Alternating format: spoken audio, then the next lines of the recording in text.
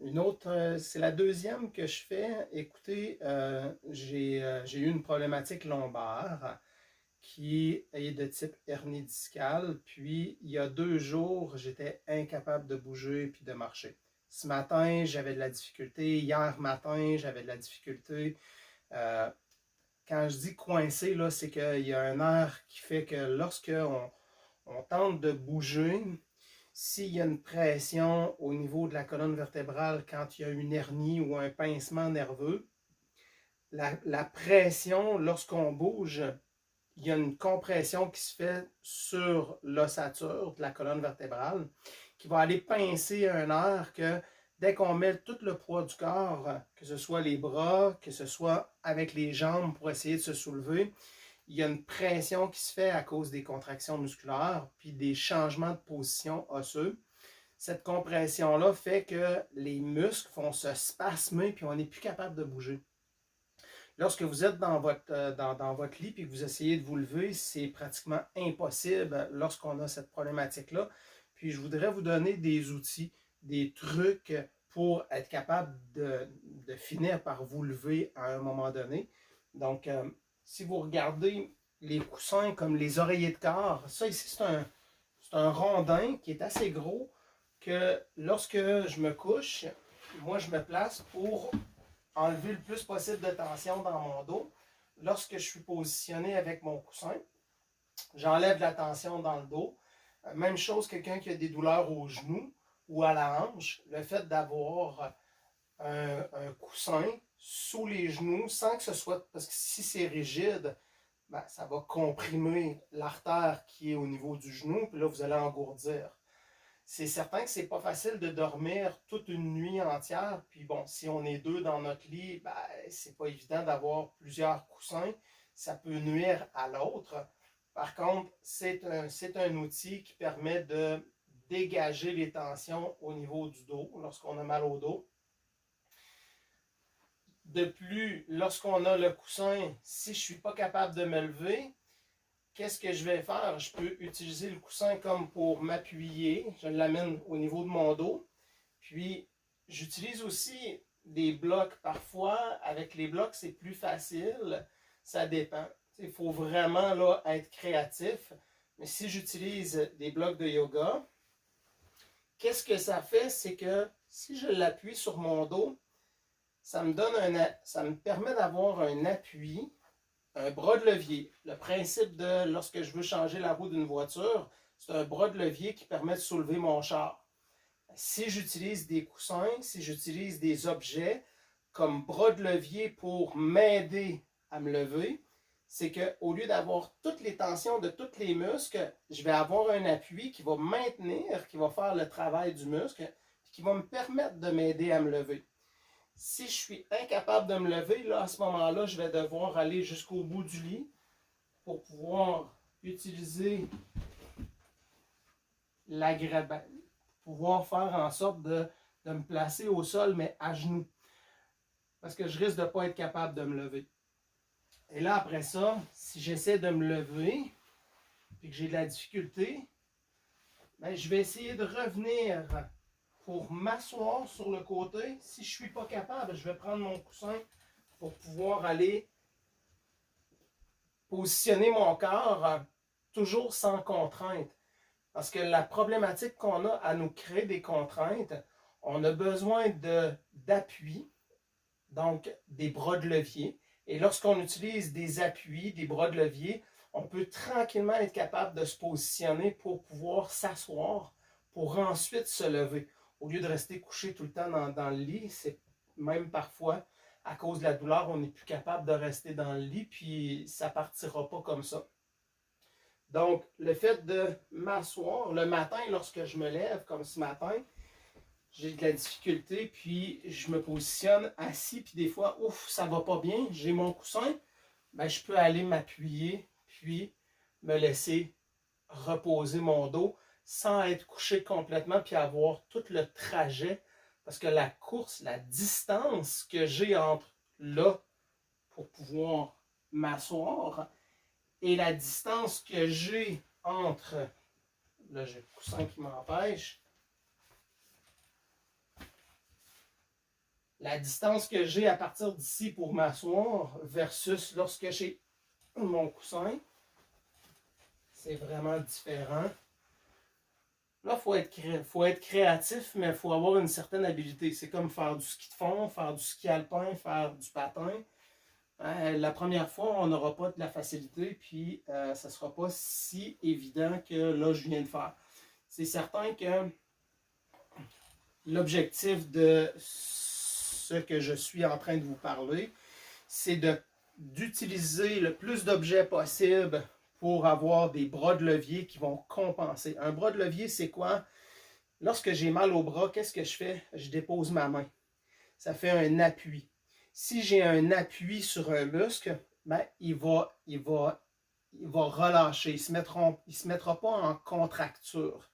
C'est sûr que lorsqu'on parle de problématiques de dos, tout se met en contracture. Si je vais faire un appui, ça va juste aider le muscle à « OK, je peux relâcher un peu, je n'ai pas besoin de mettre autant de tension ». L'autre chose qui vient de m'aider ce matin, puis que c'est pas évident, encore là, je vais vous mettre sur la vidéo des images. Je veux vous parler du ligament ilio-lombaire. Je veux vous parler aussi du muscle, le terme scientifique anatomique, là, le quadratus lumbaris.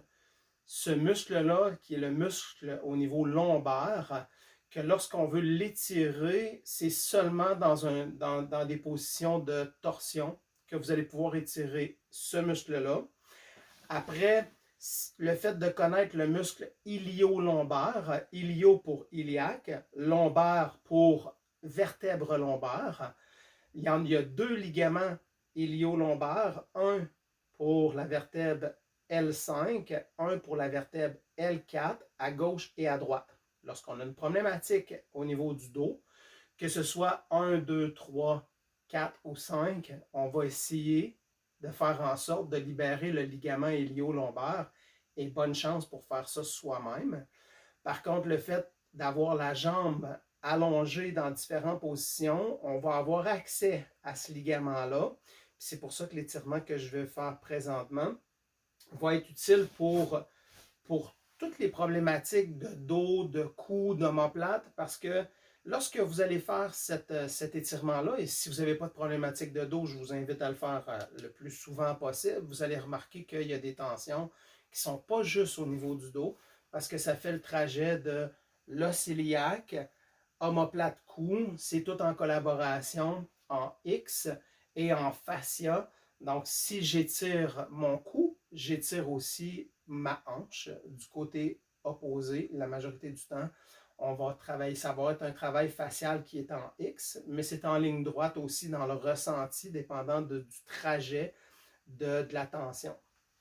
Donc, si je veux aller faire un étirement qui va avoir un impact sur la région quadratus lumbarus du dos, le muscle du dos, et la région ilio-lombaire, lorsqu'on a une problématique d'hernie discale, en se couchant sur le ventre, c'est pas très agréable parce que ça crée une douleur lombaire. Lorsqu'on a une pression sur l'abdomen, ben, ça crée une tension au niveau lombaire. C'est normal. Par contre, si c'est pas confortable, n'insistez pas. Le fait d'être installé sur le ventre, juste trouver une position où est-ce que ça ne crée pas de douleur. Ben, de toute façon, vous êtes déjà en douleur, mais ça n'augmente pas l'intensité. Ce qu'on va faire, c'est je ne veux pas faire de mise en tension en soulevant ma jambe. Je vais juste amener mon pied de côté, puis je vais aller allonger ma jambe en utilisant, j'utilise vraiment le poids de mon corps. Je ne force pas, je ne crée pas de tension avec ma jambe. Je tourne mon corps, ma jambe suit, je tourne encore mon corps, j'ai ma main au sol. Et là, juste là, déjà là, je peux sentir que ça tire là, beaucoup. Donc, je vais tranquillement m'ajuster avec la position de ma tête. Si ma tête tourne dans une direction versus dans l'autre, je vais avoir une sensation dans le bas du dos qui va être agréable ou plus agréable ou moins agréable. Donc, positionnez la tête aussi en conséquence. Vous amenez la jambe, gardez votre appui au sol, respirez profondément, essayez de relâcher la tête, le cou, le bassin. Je garde la jambe pliée, mais je ne mets pas de tension, je laisse ma jambe le plus mou possible. Je vais soulever le coude de mon bras, juste ça, c'est en train de faire un étirement. Et je pousse avec la main au sol, ça va créer aussi une sensation. Donc, allez chercher la sensation qui vous fait le plus de bien. Tournez la tête. Puis, amenez pas le bras vers l'arrière, sinon vous allez tomber au sol. Donc, vous regardez avec les yeux par-dessus l'épaule. Descendez le bras. Allongez. Tournez la tête. Inspirez profondément. Puis, gardez toujours la jambe détendue. Celle-là qui est ici, là. Présentement, si je fais ça, là, moi, ça ne me force pas nécessairement le dos. Je sens qu'il y a quelque chose qui se passe. Je vais aller chercher l'effet d'étirement. Ça peut même craquer. Au niveau lombaire, on est en train d'aller chercher les ligaments ilio-lombaires. On est en train d'aller dégager au niveau du sacrum pour créer de l'espace. Puis, vous allez sentir au niveau de la hanche, vous allez sentir au niveau des côtes, tout le long de la cage thoracique jusqu'à l'épaule. Sans nécessairement sentir l'épaule, vous allez sentir le trajet du grand dorsal. Vous allez sentir aussi des tensions probablement au niveau du cou. Et lorsque vous revenez, faites juste plier les jambes puis faire un léger mouvement pour rééquilibrer les tensions sacro-iliaques. Je peux faire juste une jambe à la fois parce que le mouvement que je fais là présentement a un impact au niveau des ligaments qui sont en interrelation avec le sacrum et l'os iliaque.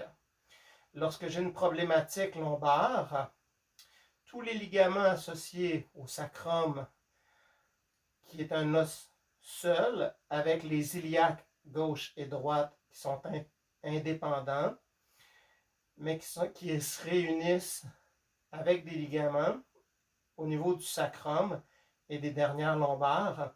Le travail ligamentaire il est hyper complexe. On peut se le faire soi-même. Il faut juste essayer de visualiser. Et là, présentement, je voudrais bien faire l'autre côté. Il faudrait que je change de position, mais je vais le faire. Là, on vient de faire avec la jambe gauche. Je vais rester dans cette position-là, puis je vais y aller avec ma jambe droite. Je fais le même principe. Là, c'est sûr que ma jambe va buter sur mon lit, mais c'est pas grave. Ça fait quand même un travail qui, je vais essayer d'ouvrir le plus possible. Puis ma jambe qui est vers l'arrière, je peux aller l'allonger un peu plus loin, toujours dans le respect de ce que je ressens. Et le travail se fait beaucoup avec le bras. Hein. Donc, si j'amène mon bras comme à la natation, je vais plier mon bras, allonger comme pour aller chercher une branche d'arbre. C'est en train de forcer mon dos là, présentement. Là. Et j'inspire, j'essaie de détendre le plus possible. La sensation d'étirement que je ressens, de mise en tension par le positionnement, mais qui est un étirement, je vais ressentir cette sensation-là en inspirant. Je garde la position. Si je baisse ma tête vers l'avant, qu'est-ce que ça fait? Si je tourne ma tête, qu'est-ce que ça fait? Dans une direction ou dans l'autre. Et je vais chercher là où est-ce que ça me fait du bien.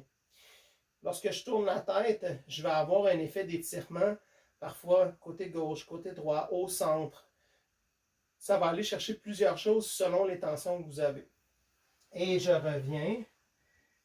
Et je repars avec coude. Je plie le coude. Je tourne la tête. J'amène la jambe vers l'arrière. Et je reviens. Idéalement, Ça, c'est juste pour ne pas avoir à forcer à se tourner sur l'autre côté. Mais idéalement, je vais changer de côté. Là, si j'ai une problématique au niveau du bas du dos, c'est certain que je vais avoir de la difficulté à me lever. C'est normal. Donc, je vais redonner un peu de souplesse avec le mouvement pour dégager mes sacro-iliaques. Je crée un effet d'assouplissement puis de relâchement au niveau du bas du dos lombaire. Et je vais aller me positionner pour m'asseoir. OK. J'y vais toujours dans le respect. C'est certain que vous allez toujours avoir mal.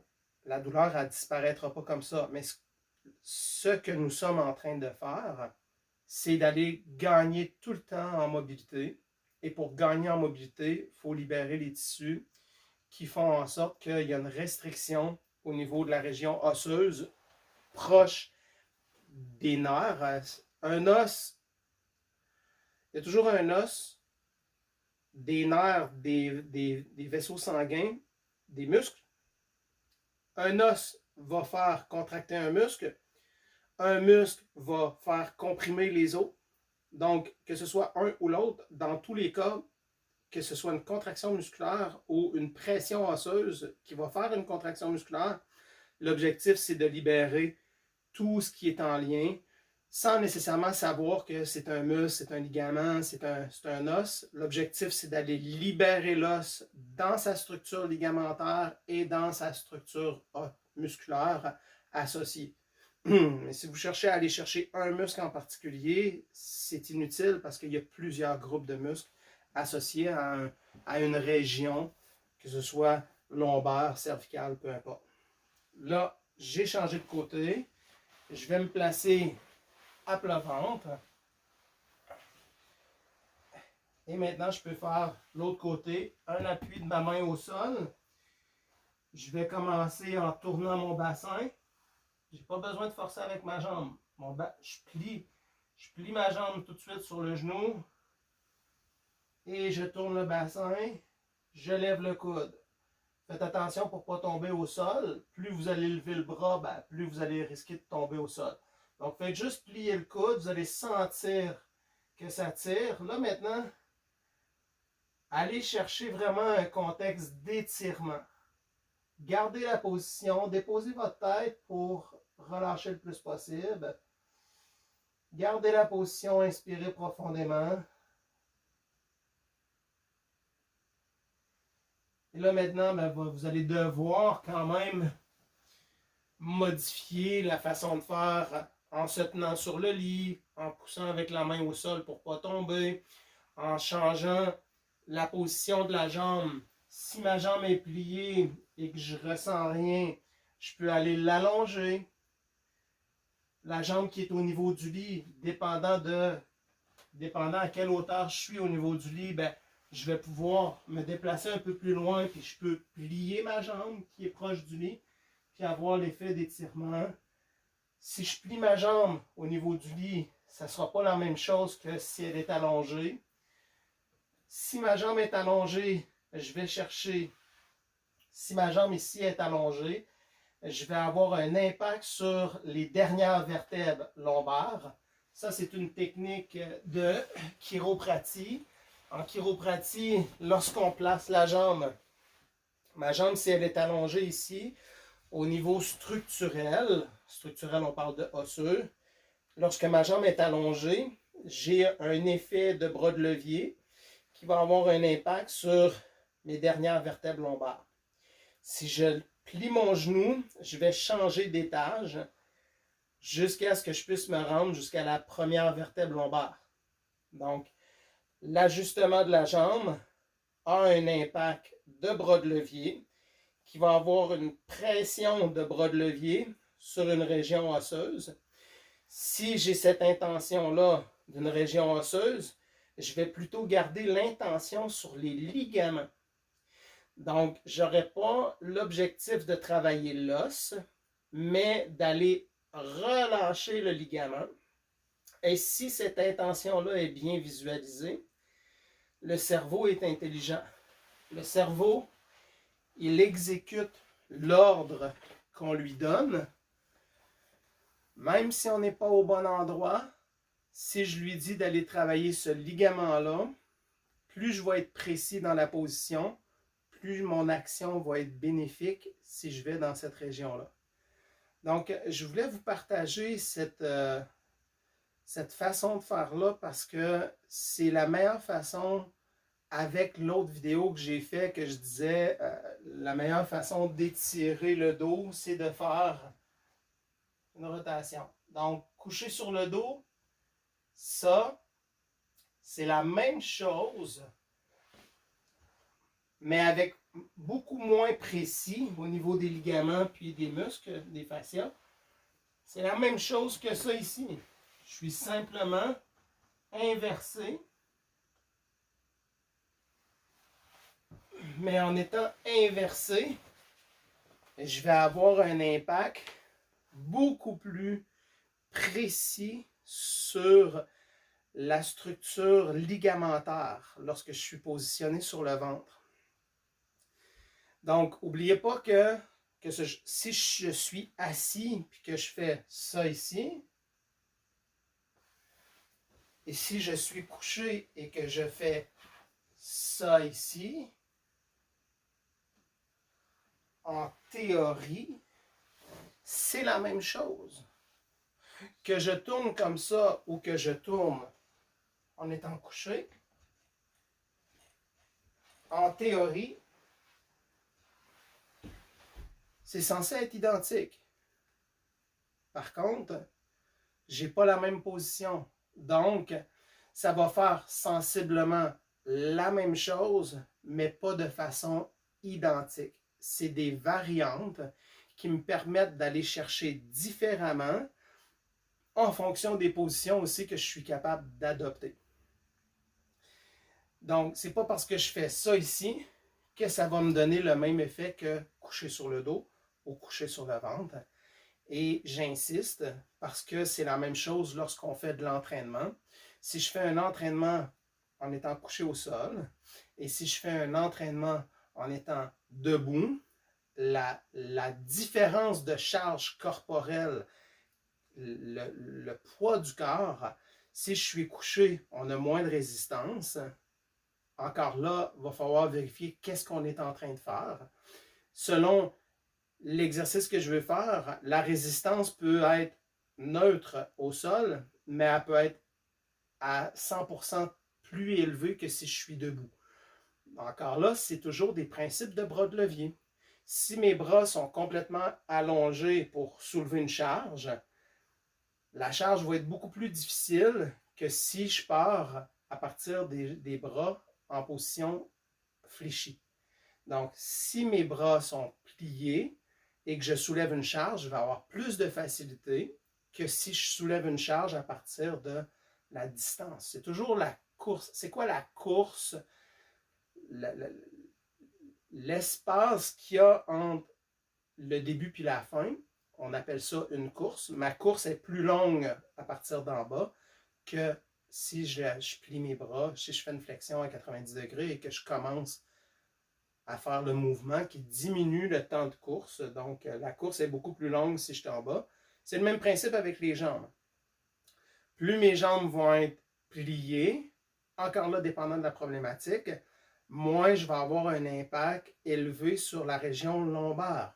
Plus ma jambe est allongée, ma course, ma distance de charge, parce que ma jambe, plus elle est éloignée, mes bras, plus ils sont éloignés, plus la charge va être élevée au niveau articulaire. Donc, c'est seulement des principes de biomécanique, c'est de la physique, puis tout le monde peut utiliser ces informations-là pour faire les choses en toute connaissance de cause. En espérant que ça ici, ça vous a aidé, n'hésitez pas si vous avez des questions. Ça faisait longtemps que j'avais fait des vidéos. Par contre, je ne voyais pas l'utilité parce qu'il y a beaucoup de gens qui font des super de vidéos. Moi, je me limite dans ma capacité de faire un visuel extraordinaire, mais j'aime partager des connaissances que malheureusement, on ne retrouve pas facilement sur Internet. D'où la raison de ma chaîne qui est pour les gens de tous les âges qui ont besoin de petits conseils simples. Parfois, je parle longtemps, mais bon, c'est encore là, je ne suis pas un spécialiste de la vidéo comme les jeunes, puis plein d'autres que j'ai vus, j'aurais aimé. Si jamais il y a des gens qui veulent travailler avec moi, puis partager mes connaissances pour faire des super bonnes vidéos, ben moi, je suis super ouvert. Maintenant, on peut tout faire à distance. Donc, j'ai plein de possibilités, de programmes, d'exercices spécifiques qui, si je pouvais être avec des gens qui sont capables de concevoir des super de bonnes vidéos, j'ouvre la porte. Si on ne demande pas, on ne reçoit pas de l'univers. Donc, j'ouvre la porte aujourd'hui et je vous souhaite une excellente journée.